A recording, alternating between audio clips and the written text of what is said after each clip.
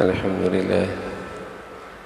لله والصلاة والسلام على سيدنا محمد وعلى آله وأصحابه أجمعين. الحمد لله والصلاة والسلام على سيدنا محمد وعلى آله وأصحابه أجمعين. أما بعد فأعوذ بالله من الشيطان الرجيم. بسم الله الرحمن الرحيم. ولقد آتينا إبراهيم رشده من قبل وكنا به عالمين. صدق الله العظيم.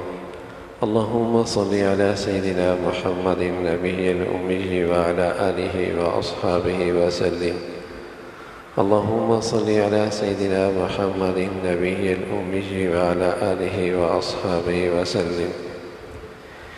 میرے معزز مسلمان بزرگوں، عزیز بھائیوں اور امت مسلمہ کی مقدس ماں اور بہنوں، یہ موسم حج ہے اور اس موسم حج کا آغاز یکم شوال سے ہوتا ہے۔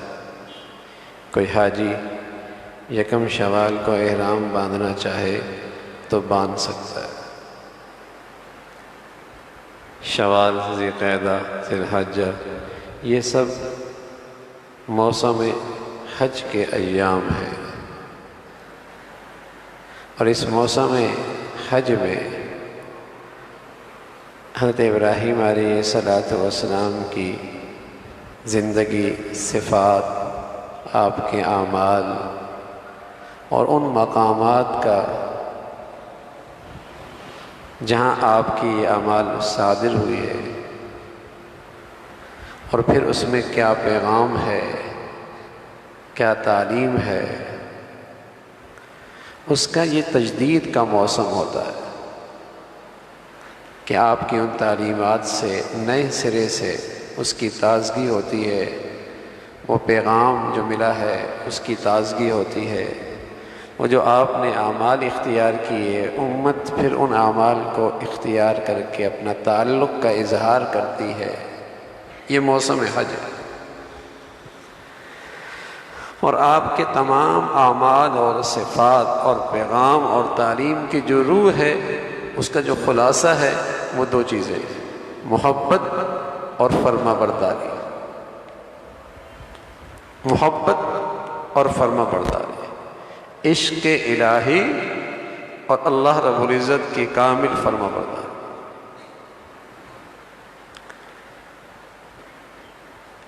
یہ آپ کی پوری زندگی کا خلاصہ، صفات کا اور خوبیوں کا خلاصہ یہ ہے۔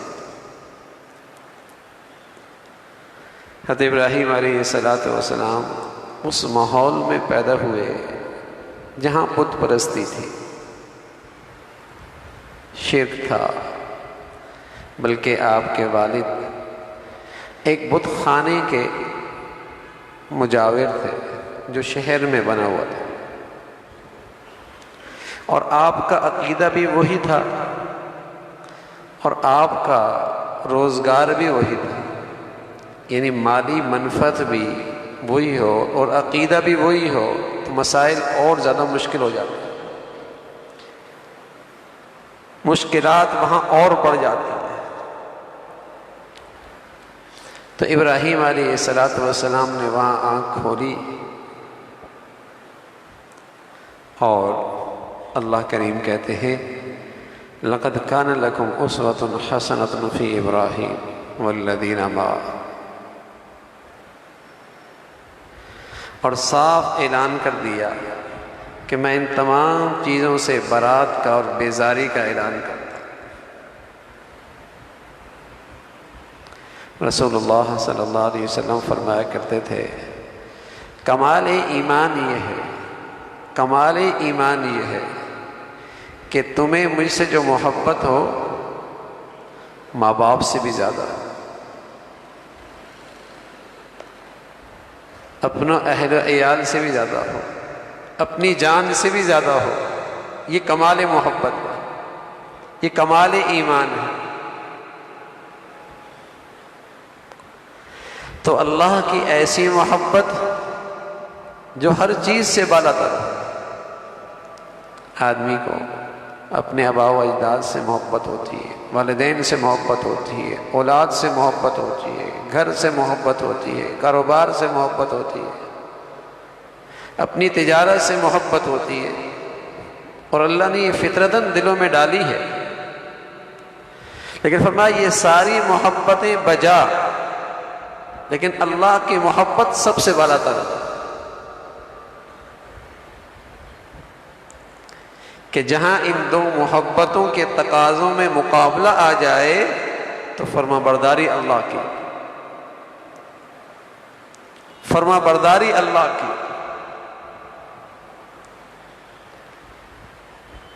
اولاد سے محبت، مال سے محبت، تجارت سے محبت، گھر سے محبت، لیکن اللہ سے محبت سب سے بالا تر۔ کہیں ان کے محبتوں کے تقاضوں میں مقابلہ آئے تو یہ اللہ کی فرما برداری پہ کھڑا ہو جائے،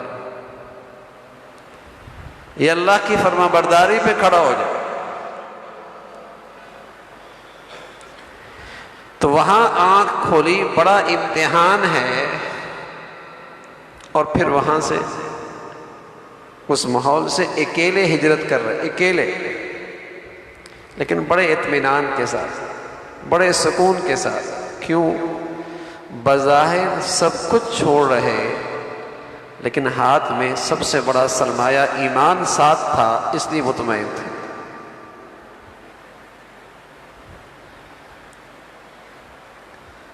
گھر چھوڑا، وطن چھوڑا، اپنوں کو چھوڑا، مانوس ماحول چھوڑا، اور زندگی کی سارے وسائل چھوڑے، لیکن بہت اطمینان کے ساتھ وہاں سے نکل رہے، اکیلے نکل رہے، لیکن مطمئن۔ اس لیے مطمئن ہے کہ سب سے بڑی دولت ہاتھ میں ہے، ایمان۔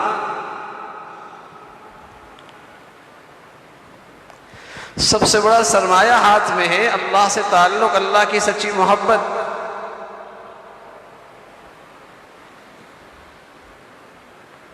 مصر پہنچے، وہاں بھی امتحان آ گیا، اور عزت کے ساتھ پھر وہاں سے نکلے، شام پہنچے۔ اب شام کا علاقہ سرسبز، نہریں، چشمے، لیکن اللہ کی طرف سے حکم آ گیا کہ یہاں بھی نہیں ٹھہرنا،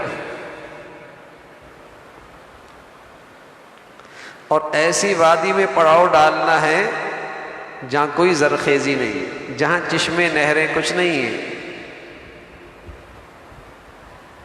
بیابان، سنگلاخ پہاڑ، جہاں زراعت، کھیتی کا نام و نشان نہیں، وہاں جانا ہے۔ آدمی عام طور پہ اپنے لیے، اپنے بچوں کے لیے ایسی جگہ تلاش کرتا ہے جہاں زندگی کا سامان آسانی سے میسر ہو اور وافر ہو، وہاں کا انتخاب کرتا ہے۔ لیکن یہاں تو محبوب کی ہر ادا پر قربان، یہاں تو اپنی کچھ بھی نہیں، حکم کو بندگی، جیسے حکم آئے گا اسی کی فرما برداری ہے۔ تو اللہ کا حکم آیا کہ آپ پڑاؤ ڈالیں اس جگہ پر جہاں زراعت نہیں ہوتی، اہلیہ ساتھ ہے، معصوم سا بچہ بھی ہے، وہاں ٹھہرنے کے لیے چلے گئے۔ اور جب وہاں ٹھہرے، اور اللہ کا حکم تھا کہ تم انہیں ٹھہرا کے یہاں سے واپس چلے جاؤ،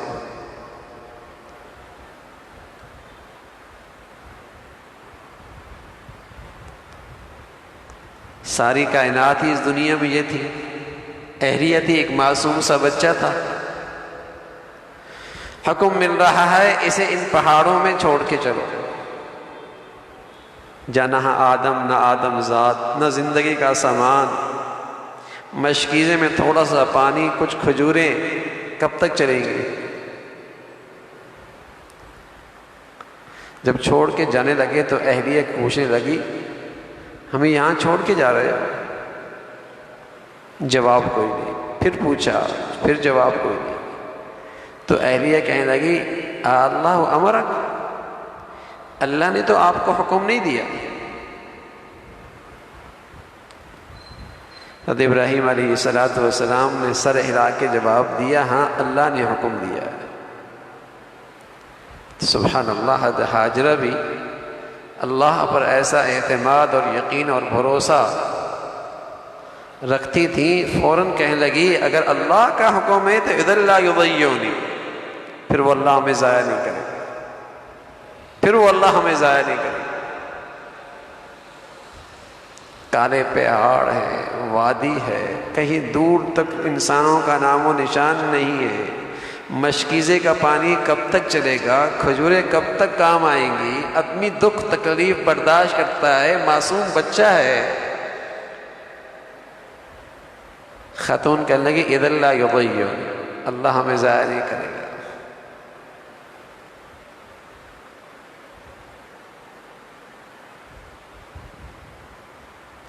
اللہ آج بھی اپنی قدرت کے ساتھ، لیکن جس شخص کا جس قدر اس ذات سے ایمان اور یقین اور اعتماد ہوگا ویسے ہی وہیں سے فیصلے آئیں گے، ویسے ہی وہاں سے معاملہ ہوگا۔ رسول اللہ صلی اللہ علیہ وسلم فرمایا کرتے تھے، اللہ کہتے ہیں، حدیث قدسی ہے، انا عند ظن عبدی بی، بندہ جیسے میرے ساتھ گمان رکھتا ہے ویسے میں اس کے ساتھ معاملہ کرتا ہوں۔ بے یقینی سے مانگے گا، بے یقینی کا تعلق رکھے گا، نتائج بھی ویسے ہوں گے، اور اعتماد اور یقین کے ساتھ اللہ سے تعلق ہوگا تو اس کے ثمرات بھی ویسے ہیں۔ انا عند ظن عبدی بی، بندہ کیسا گمان کرتا ہے، تو اللہ کریم تو آج بھی اپنی قدرت کے ساتھ ہیں۔ میرا اس ذات سے تعلق کس درجے کا ہے، اعتماد کا، یقین کا، بھروسے کا، وہ کس درجے کا ہے۔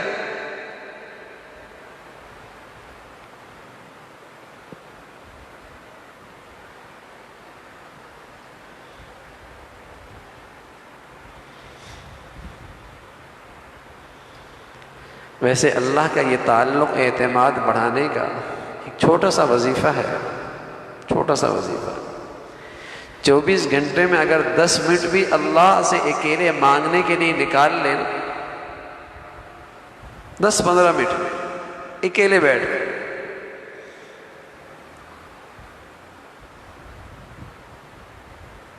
اس ذات سے نہیں مانگتے، وقت بھی نہیں نکالتے، تعلق اتنا کمزور ہے، اعتماد اتنا کمزور ہوتا چلا جا رہا ہے کہ یہاں مانگ کر کیا کرنا ہے۔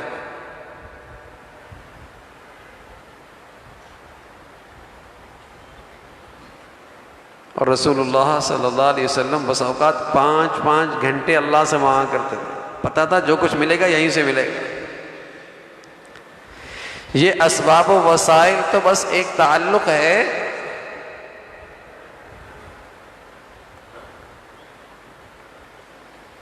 اصل تو اس کے چاہنے سے ہونا ہے۔ اور مسلمانوں کی تو خاص خوبی تھی، وَعَلَى اللَّهِ فَلْيَتَوَكَّلِ الْمُؤْمِنُونَ، اللہ پہ بھروسہ کرتا ہے ایمان والا۔ اس لیے مسلمانوں کی زندگی کا ایک معمول ہوتا تھا، جب بھی کوئی آزمائش، تکلیف، ناگواری، ضرورت پڑتی تو فوراً صلاۃ الحاجت پڑھا کرتے،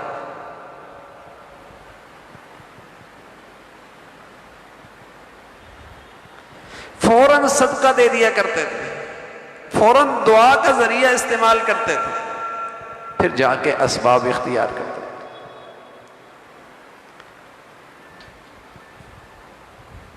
اعتماد تھا اللہ کی ذات پہ، اور وہ اب بھی پیدا ہو سکتا ہے کہ اگر کچھ وقت روزانہ اکیلے اللہ سے مانگنے کا معمول ہو جائے، دل کی توجہ کے ساتھ، اور پھر انشاءاللہ اس مانگنے کے جب ثمرات آپ کو نظر آئیں گے، آپ کا یقین بڑھے گا۔ اچھا اللہ بھی کر سکتا ہے، اچھا اس سے بھی مل سکتا ہے۔ جب اس کے ثمرات نظر آئیں گے تو آپ کا یقین کی پرواز بلند ہو جائے گی، اعتماد اور بڑھ جائے گا۔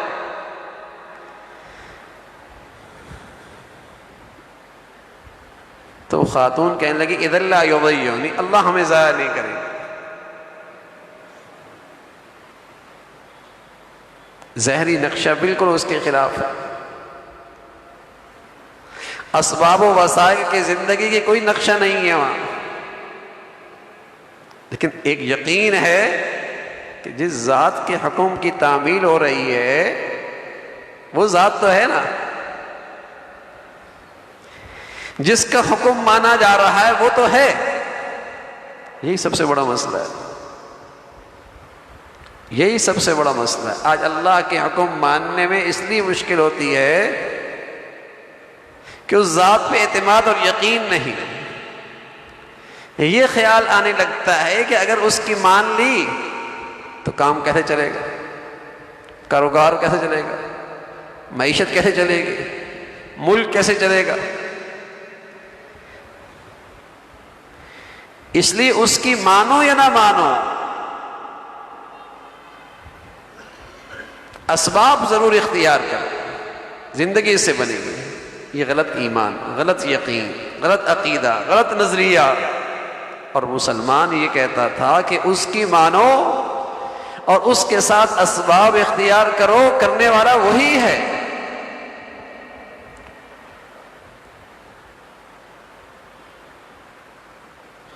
اس کی ذات پہ اعتماد، اور سبحان اللہ جب اللہ کی ذات پہ اعتماد کیا، ادھر حضرت ابراہیم علیہ السلام جب اپنی اہلیہ اور بچے سے اوجل ہوئے، پہاڑ کے اوٹ میں کھڑے ہو کر قبلہ کی طرف رخ کر کے دعا کرنے لگے، اور دعا میں فرمان لگے ربنا انی اسکنت من ذریتی بواد غیر ذی زرع عند بیتک المحرم ربنا لیقیموا الصلاة فاجعل افئدة من الناس تهوی الیہم وارزقهم من الثمرات لعلهم یشکرون۔ یہ دعا کی، اے اللہ میں نے اپنے بچوں کو اس محترم گھر کے پاس ٹھہرا دیا ہے، ربنا لیقیموا الصلاة، اس کا پڑوس اس لیے دیا ہے کہ یہ نماز قائم کرنے والے، نماز پڑھنے والے نہیں، نماز قائم کرنے والے، نماز کے داعی بن جائیں، نماز کے محافظ بن جائیں، نماز کے نگرانی بن جائیں، نگران بن جائیں۔ ربنا لیقیموا الصلاة۔ اگلی بات کی، دنیا میں جینا ہے تو معاش کی بھی ضرورت ہے، فرمایا فَاجْعَلْ أَفْئِدَةً مِّنَ النَّاسِ تَهْوِي إِلَيْهِمْ وَارْزُقْهُم مِّنَ الثَّمَرَاتِ۔ اے اللہ تو ان کے معاش کا بھی انتظام فرما دے، معاش کا بھی انتظام فرما دے۔ سبحان اللہ۔ ابراہیم علیہ السلام کو بارے میں اللہ کہتے ہیں وَلَقَدْ آتَيْنَا إِبْرَاهِيمَ رُشْدًا، ہم نے انہیں بڑی سمجھ دی تھی، ہم نے انہیں بڑی سمجھ دی تھی، ان کی سمجھ بہت بڑھیا تھی کہ معاش بھی مانگا اولاد کے لیے، لیکن ترجیح کیا مانگی؟ اللہ کی بندگی مانگی، اللہ کی فرما برداری مانگی، اللہ کی عبادت مانگی۔ تو ماں باپ کی دانش مندی اور سمجھداری یہی ہوتی ہے کہ اولاد کے لیے جب بھی معاش اور معیشت کا فیصلہ کرے تو اس کے اندر پہلی ترجیح ہو کہ ان کی دینداری کا کیا ہوگا، وہ اللہ کی فرما برداری میں کہاں کھڑے ہیں۔ پہلی ترجیح اللہ کی بندگی ہو۔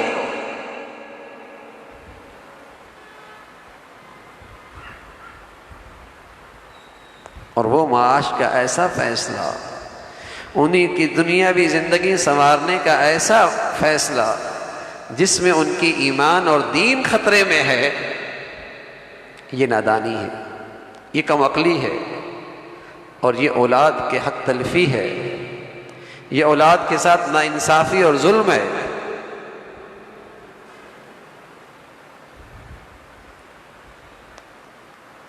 تو حضرت ابراہیم علیہ السلام دعا کر رہے ہیں. نبی کی دعا پیغام ہوا کرتی، نبی کی دعا نصیحت ہوا کرتی، نبی کا دعا ہدایت ہوا کرتی ہے کہ تمہاری لیے رہنمائی ہے کہ تم اللہ سے جب مانگو تو پہلے کیا مانگو اور کیسے مانگو اور کیا مانگو. تو اولاد کے لیے، اپنے لیے معاش بھی مانگے، رزق بھی مانگے، لیکن ترجیح کیا؟ اے اللہ اپنی فرما برداری نصیب فرما، اپنی بندگی نصیب فرما. ادھر اس اہلیہ کا ایمان اور یقین اور بھروسہ، ادھر حضرت ابراہیم علیہ السلام کی دعا رنگ لاتی ہے. اب پانی بھی ختم ہو گیا، کھجوری بھی ختم ہو گئی. اب یہ خاتون اپنی پیاس، اپنے بچے کی پیاس بجھانے کے لیے دیکھتی ہے پہاڑیوں پہ چڑھ کر کہیں کوئی قافلہ نظر آئے، کوئی قافلہ جا رہا. سبحان اللہ، اللہ کی ذات پہ بھروسہ ہے اور یقین ہے، لیکن سستی نہیں، کاہلی نہیں. جو تم سے اسباب اختیار کرنا بن سکتے ہیں انہیں ضرور اختیار کرنا. یقین کیسا، اللہ کی ذات پہ بھروسہ کیسا، لیکن ہاتھ پہ ہاتھ رکھ کے بیٹھے نہیں، سستی نہیں، کاہلی نہیں، کم ہمتی نہیں. بھروسہ پورا ہے، یقین پورا ہے، لیکن کوشش بھی ہے. اب ایک پہاڑی پہ جاتی ہے، نظر نہیں آتی، پھر دوسری پہاڑی پہ جاتی ہے، درمیان کا جو حصہ ہے وہاں سے بچہ نظر نہیں آتا، تو دوڑ لگاتی اور مروہ پہ پہنچتی. اللہ آپ کو اپنے بارگاہ میں حاضری کی توفیق سعادت نصیب فرما دے. ایک پہاڑی سے دوسری پہاڑی کا فاصلہ کوئی تھوڑا نہیں ہے، اور وہ خاتون ایسی بے قرار تھی کہ 7 چکر یوں دوڑ کے لگاتی ہے. ایک پہاڑی سے دوسری پہاڑی، دوسری پہاڑی سے پھر پہلی پہاڑی، پھر دوسری پہاڑی، 7 چکر لگاتی. صفا مروہ، پھر صفا پھر مروہ. اور جب آخری موقع پہ جب مروہ پہ پہنچتی ہیں تو انہیں کچھ حرکت نظر آتی ہے اپنے بچے کے پاس.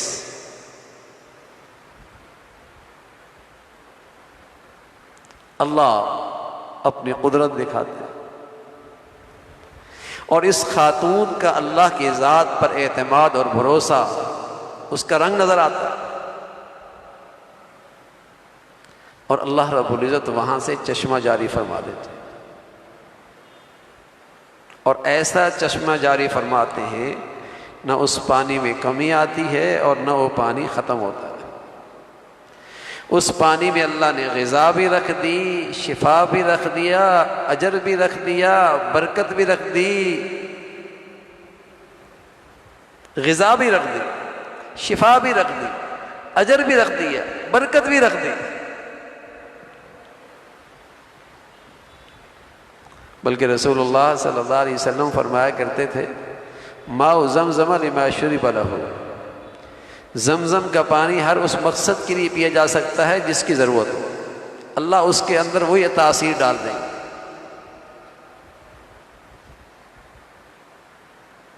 غذا بھی ہے، شفا بھی ہے، پینے کا اجر بھی ہے، برکت بھی ہے.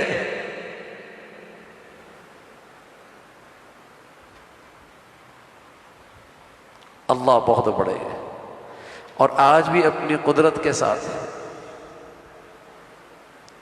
آج بھی وہ ذات اپنی پوری قدرت کے ساتھ ہے، لیکن یقین رکھیں اس پر، اعتماد کریں اس پر، اس پر بھروسہ بڑھائیں، اس پر اعتماد بڑھائیں.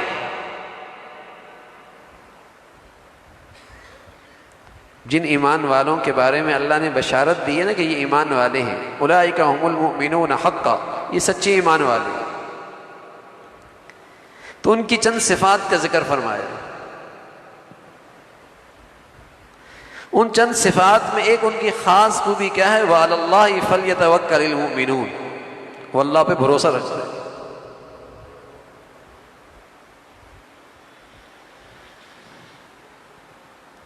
إِنَّمَا الْمُؤْمِنُونَ إِذَا ذُكِرَ اللَّهُ وَجِلَتْ قُلُوبُهُمْ، ایک خوبی یہ ہے۔ وَإِذَا تُلِيَتْ عَلَيْهِمْ آيَاتُ زَادَتْهُمْ إِيمَانًا، قرآن سنتے ایمان بڑھتا ہے۔ تیسری خوبی یہ ہے کہ اللہ کی ذات پہ اعتماد، یقین ہے، بھروسہ بہت ہے۔ چوتھی خوبی یہ کہ نماز بہت بڑھیا ہے۔ پانچویں خوبی یہ ہے کہ اللہ کا دیے وہ اللہ کے راستے میں خرچ کرتے ہیں۔ فرمایا اولئک هم المؤمنون حقا، یہ سچے ایمان والے، یہ سچے ایمان والے۔ تو اللہ کی ذات پہ بھروسہ بڑھائیے، یقین بڑھائیے، اعتماد بڑھائیے، پھر اس کے ثمرات دیکھیے، پھر اس کے ثمرات دیکھیے۔ اس خاتون نے محنت نہیں چھوڑی، جو اس سے بن پاتا تھا اس میں کوتاہی نہیں کی، دوڑی، لیکن اللہ کی ذات پہ بھروسہ اور یقین۔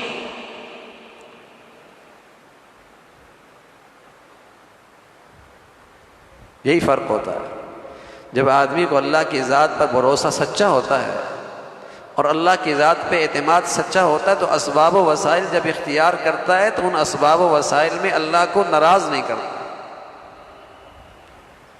ان اسباب و وسائل میں شریعت کی حدود کا خیال رکھتا ہے،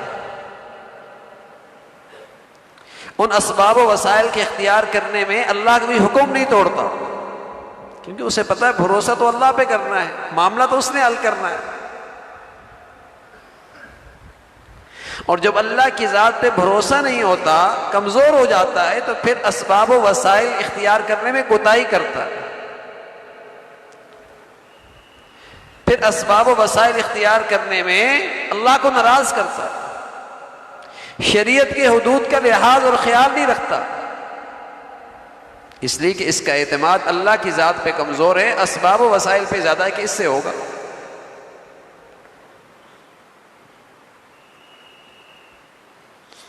تو وہ خاتون اللہ کی ذات پہ اعتماد، اور اسی اعتماد کے ساتھ حضرت ابراہیم علیہ السلام کی دعا، اور پھر اللہ رب العزت نے وہ منظر دکھایا، اور اللہ رب العزت کو اس کا وہ عمل اتنا پسند آیا، فرمایا کوئی کتنا ہی بزرگ کیوں نہ ہو اور کتنا ہی دنیاوی لحاظ سے بڑی شخصیت کیوں نہ ہو، اگر ہمارے گھر پہ آئے گا اور حج کرنے آئے گا اور عمرہ کرنا آئے گا، جب تک اس خاتون کے اس عمل کی نقل نہیں اتارے گا، اس وقت تک اس کا حج عمرہ قبول نہیں ہوگا، سعی کرنی پڑے گی، سعی کرنی پڑے گی، یہ عمل کرنا پڑے گا۔ تو اللہ نے اس عمل کو قیامت تک زندہ کر دیا اور زندہ رکھا۔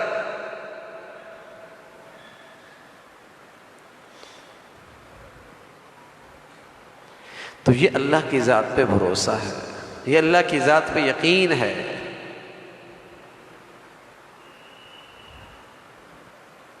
اور اللہ کی محبت میں اس کی فرما برداری دیکھیں نا ابراہیم علیہ السلام، کہ اس کی محبت میں ایسی فرما برداری کہ اپنی پوری دنیاوی جو کائنات تھی، بیوی اور بیٹا، اسے وہاں جنگل میں چھوڑ کے آ رہے ہیں۔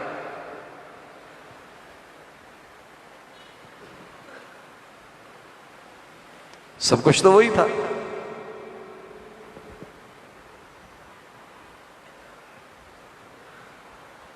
تو یہ اللہ کا حکم ہے۔ اور اس موسم حج میں سبحان اللہ، قدم قدم پہ جو منظر سامنے آتا ہے، قدم قدم پہ جو سبق ملتا ہے کہ اللہ کی حکم کی تعمیل یوں کرو کہ تمہاری نظر مادی منافع پہ نہ ہو، مادی منفعت پہ نہ ہو، بس تمہاری سب سے بڑی سعادت کیا ہے کہ تم اللہ کے حکم پورا کرنے والے ہو۔ اس موسم میں یہ قدم قدم پہ یہ بات نظر آتی ہے۔ صفائی، نظافت کتنی بڑی چیز ہے، انسان کی طبیعت بھی پسند کرتی ہے۔ لیکن حج کے دنوں میں جب احرام باندھتا ہے تو کیا ہوتا ہے؟ اب ناخن نہیں کاٹنا، اب بال نہیں بنانے، اب کپڑے نہیں پہننے، اب زیب و زینت اختیار نہیں کرنی۔ اب یہ کیا ہے؟ یہ ہے اللہ کے حکم کی تعمیل بس۔ جیسے وہ کہہ رہے ہیں بندے کا کام ہے اس کی اطاعت کرنا۔ عقل میں کیا آ رہا ہے؟ اس کا عقل اسے کیا مصلحت سمجھا رہا ہے؟ مادی لحاظ سے اس میں کتنا نفع نقصان، اس سے بالا تر ہو کر یہ سوچے کہ بس اللہ کے حکم کی تعمیل کرنی ہے۔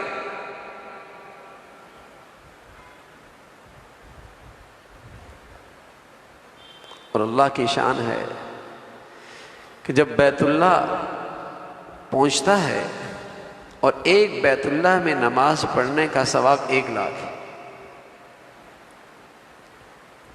1,00,000 نمازوں کا ثواب۔ لیکن 8ویں ذی الحجہ کو اس سے کہا جاتا ہے کہ اب نماز یہاں نہیں پڑھنی، اب خیمے جنگل میں لگا دو۔ اور اس جنگل میں خیمے لگانے پہ کتنا خرچ ہے مادی لحاظ سے؟ اربوں روپے۔ اور وہاں کرنا کچھ نہیں ہے سوائے 5 نمازیں پڑھنا۔ تو وہی 5 نمازیں بیت اللہ میں پڑھ لیتے۔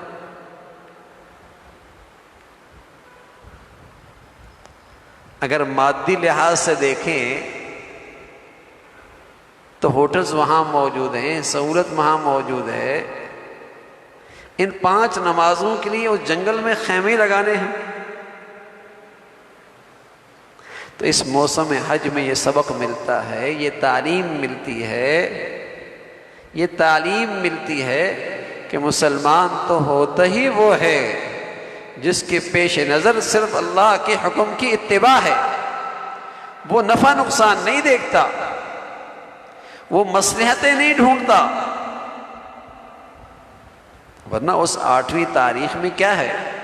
اور کوئی آدمی اگر یہ سوچ لے کہ میں تو بیت اللہ ہی میں نماز پڑھوں گا، مینا میں جا کے نماز نہیں پڑھوں گا، نماز ہی پڑھنی ہے نا، تو آج اسے بیت اللہ میں وہ ثواب نہیں ملے گا جو جنگل میں ان خیموں پہ ثواب ملے گا۔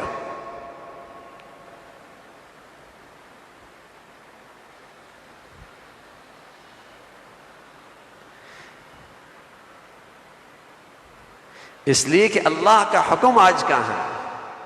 آج اللہ کا حکم ہے اس جنگل میں رہنا۔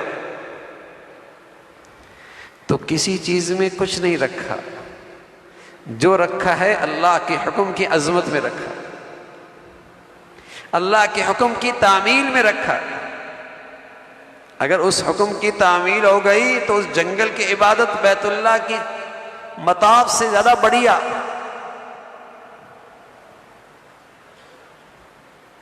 اس جنگل میں وقت گزارنا، اس میدان میں وقت گزارنا بیت اللہ کے سامنے وقت گزارنے سے زیادہ بڑھیا، اس لیے کہ اللہ کے حکم کی تعمیل ہو رہی ہے۔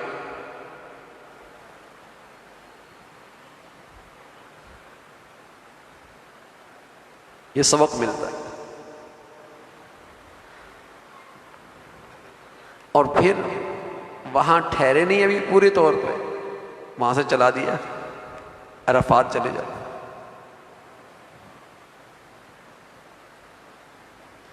اور دن بھر وہاں عبادت میں رہے، دعاؤں میں رہے، اب رات آرام کرنے کا جی چاہ رہا، فرمانی رات یہاں نہیں ٹھہرنا، یہاں سے نکلو، رات کہیں اور گزارو۔ اب ساری زندگی نماز کا اہتمام ہے اور نماز وقت پہ پڑھتا ہے، لیکن یہاں یہ کہہ دیا کہ اس بڑے دن کے اندر اور اس بڑے عمل میں تم نے نماز نہیں پڑھی، آج مغرب نہیں پڑھی، اور اس مغرب کو پڑھنا ہے عشاء کے ساتھ، اور پڑھنے بھی یہاں نہیں، پڑھنے بھی اس جگہ پر ہے۔ مزدلفہ میں، اللہ کی شان، نہ وقت میں کچھ رکھا ہے، نہ نماز میں کچھ رکھا ہے، سب کچھ کس میں رکھا ہے؟ اللہ کے حکم میں رکھا۔ ساری زندگی اس نے وقت پہ نماز پڑھی ہے، قضا نہ ہو، نماز نہ چھوٹے، لیکن آج کہہ دیا مغرب نہیں پڑھنی اپنے وقت میں۔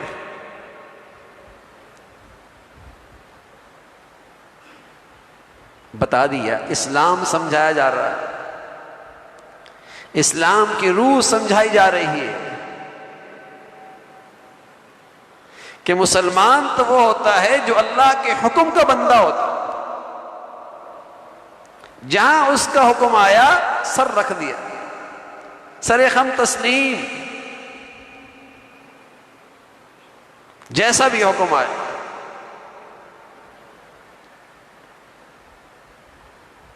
وہاں سے چلا دیا۔ اب مزدلفہ پہنچے، صبح وہاں سے پھر چلا دیا۔ تو اس پورے سفر میں ہے کیا؟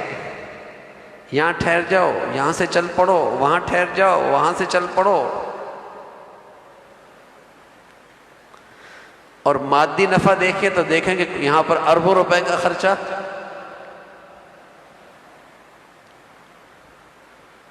یہ اس لیے میں عرض کر رہا ہوں ساری باتیں، آج بہت سارے لوگوں کو اللہ کے بعض احکامات اس لیے سمجھ میں نہیں آتے کہ آواز اٹھتی ہے کہ اس سے تو معیشت کا نقصان ہو جائے گا،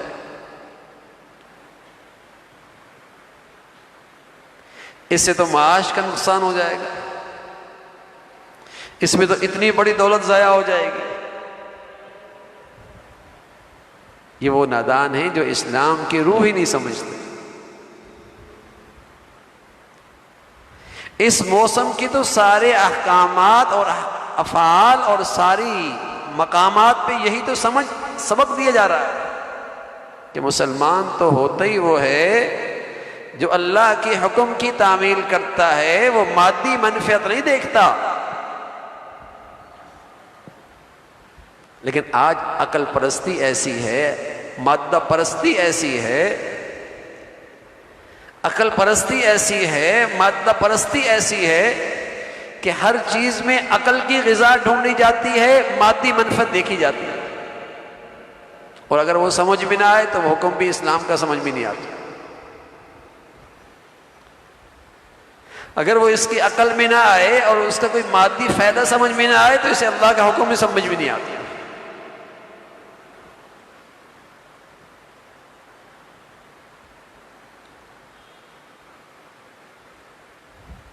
تو اسی طرح مسلمان جب وہاں حج کر رہے ہوتے ہیں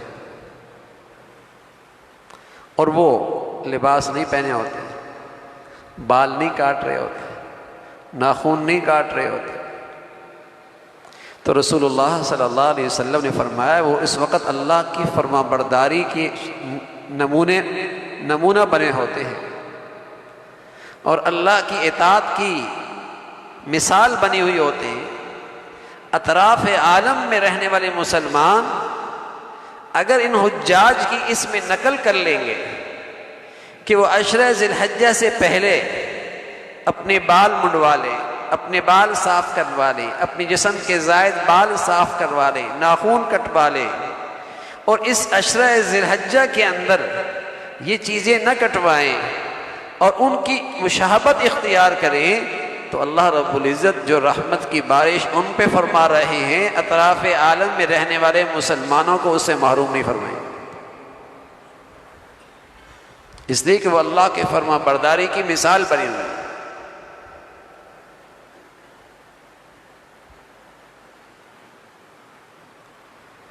تو اس عشرہ ذی الحجہ میں جو ان کی نقالی کر لے گا، اللہ اپنی رحمت سے انہیں بھی محروم نہیں کرے گا۔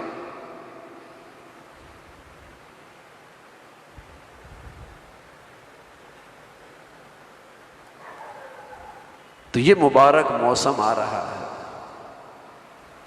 جس میں حج کے افعال ادا کیے جاتے ہیں، حج کے اعمال ادا ہوتے ہیں، لیکن ایک مسلمان نہیں جا سکا اللہ رب العزت اس کے نہ جانے میں کیا اسے محروم کر دیں گے؟ کیونکہ اس کے اختیار میں نہیں تھا، اس کے پاس وسائل نہیں تھے، یہ وہاں پہنچ نہیں پاتا، لیکن حسرت اس کے اندر ہے، چاہت ہے، نہیں جا پایا، تو کیا صرف نہ جانے کی وجہ سے اللہ اسے محروم کر دیں گے؟ نہ نہ، اللہ کی رحمت سے یہ بات بعید ہے، محروم نہیں فرمائیں گے۔ اگر ان کی شکل اختیار کر لے گا، ان کی مشابہت اختیار کر لے گا، اللہ انہیں بھی وہ عطا فرما دیں گے، وہ اجر و ثواب عطا فرما دیں گے۔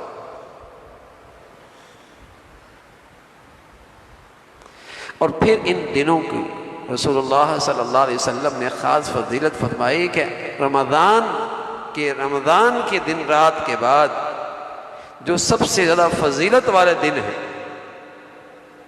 سب سے زیادہ فضیلت والے جو رات دن ہیں، وہ یہ عشرہ ذی الحجہ والفجر ولیال عشر، یہ سب سے زیادہ فضیلت والے، اس کی راتیں عبادت کی، اس کے دن روزوں کے، جس قدر ہو سکے مشابہت اختیار کی جائے۔ اس سے پہلے آدمی تیاری کر لے،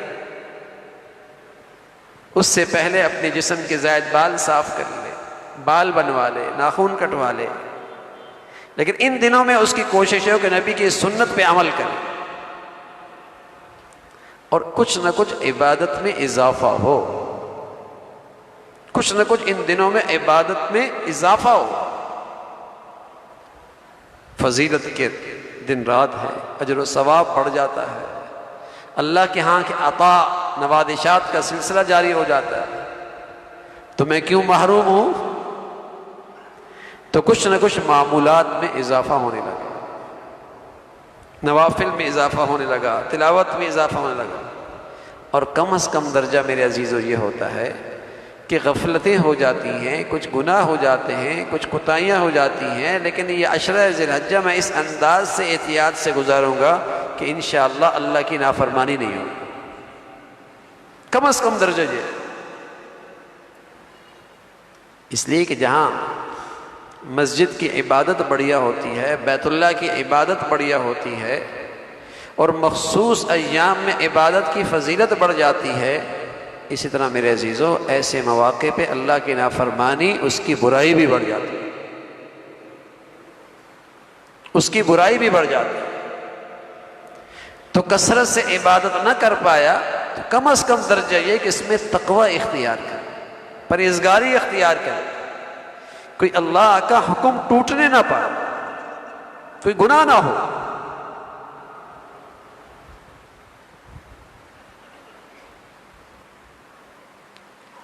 اور دوسرا اس میں عمل یہ ہے کہ عرفہ کا دن جو ہے وہ روزے کا دن ہے، اور اس میں یہ ضروری نہیں کہ 2 روزے رکھے جائیں جیسے محرم میں رکھے جاتے ہیں 9، 10 یا 10، 11۔ یہاں تو آپ اکیلا روزہ بھی رکھ سکتے ہیں، اکیلا روزہ بھی، اور اس کی فضیلت ہے کہ 1 سال کے گناہ معاف ہوتے ہیں، صغائر معاف ہوتے ہیں، اللہ رب العزت معاف فرما دیتے ہیں۔ وہ رات بڑی عبادت کی ہے، تو اپنی عبادت کا شوق دکھائیں اللہ کو، اپنی اللہ کو نیکیوں کا شوق دکھائیں۔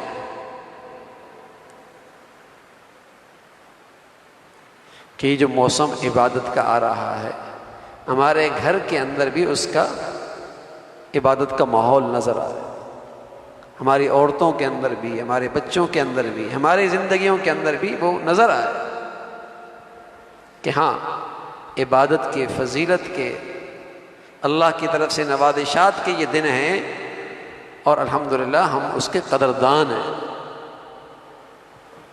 تو عبادت کی کثرت ہو، عبادت کا اہتمام ہو۔ پھر حضرت ابراہیم علیہ السلام کا ایک بڑا عمل ہے قربانی کا، بڑی عمل ہے قربانی کا۔ انشاءاللہ اگلے اتوار کو اس موضوع پہ تھوڑی سی بات ہوگی۔ اللہ رب العزت عمل کی توفیق نصیب فرمائے۔ وآخر دعوانا الحمدللہ رب العالمین۔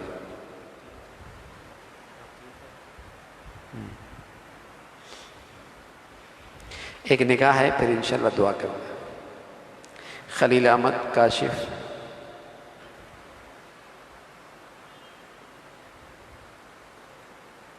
سعید احمد عبد المجید، محمد ضیاء اللہ خان،